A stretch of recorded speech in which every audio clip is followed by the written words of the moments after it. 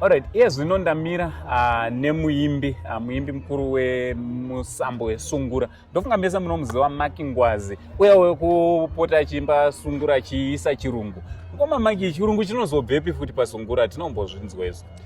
Papa techitu tachitotamba pa. Alright. But kana zvazosvika kuona vanhu tunoona kuti saka zvinogamuchirwa nevanhu.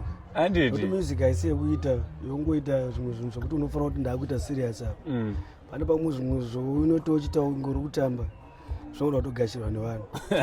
Ndakasarudza kuti ndikanditi mukatarisa chirungu chacho ka haisi chirungurungu chacho serious ndechingoti tichitamba tichita sei tichitamba kuenda 10 vanhu. Handiti tichiti nematambudziko ka mukoma Tatenda Pinjisi vamakanga muchibata nawo haaonekwa ende zvinorwadza zvinorwadza munhu anga ine future zvokuti usemunhu wenyama unoutumbuti song ichimbo yapo kuti munhu aroradza kuti 10 years dziri kuyadzira pane pakaipa ati munhu upenyu ubva wangoganuka saka zvinhu zvinorwadza singaiti.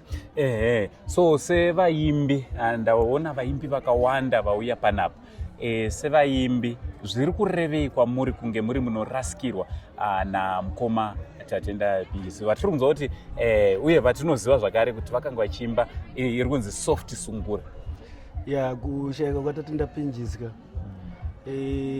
kune isu vaimbi zvinhu zvinorwadza kusanganisira tongoti kwandiri tombotanga tatara zvangu inini. Tatenda Pinjisi akabuditsa imwe song yake yekuti Saina upinde murudo.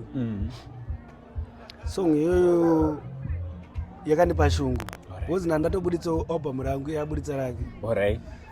Akarira kudarika munhu wese kusanganisira inini ndoti mukomana mawira aita pauda kutoshinga saka ndakashingirira zvokuti unoza kuti pane umwe munhu wokuti ukateererawo music yake unonzwawo dzimwe shungu dzekuti zvimwe zvinenge zviri nani kudarika zvawakamboita. Saka zvino mukomana zvaashayika ndoumwewo wekuti ini ndoinspire nevaimbi vese ndoumwewo waindiinspire kuti ndikateererawo music yake ndaigona kuti ndikagarawo ndonyatsoti saka apa ndichabudawo nechangu chakadai. Saka kana zvakudaiwo pane pachirwadza. Tiri kutarisa tinosimbochinzwa vanhu vachiti pane mamwe anonzi mabhifi muindastry yenyewe yekuti vari kuimba Sungura neuyo vachiita sevari kuinenerana handiti kunemerana handiti vachidenana zvichidii. Vamwe vanopesa vasingachanzwisisi ndezvebasa munotowo kudii. Pane vamwe vanotopinda nemwoyo kuti Maki Ngwazi handimufarire ndinofarira kana kuti ninge handimufarire ndinofarira Maki Ngwazi wari ndombotarisa pane mukomana anonzi Peter Ndihwamwoyo anenge achitaura achiti Maki zvino chimbowatsanangurirawo kuti zvinofamba sei pamabhifi evaimbi.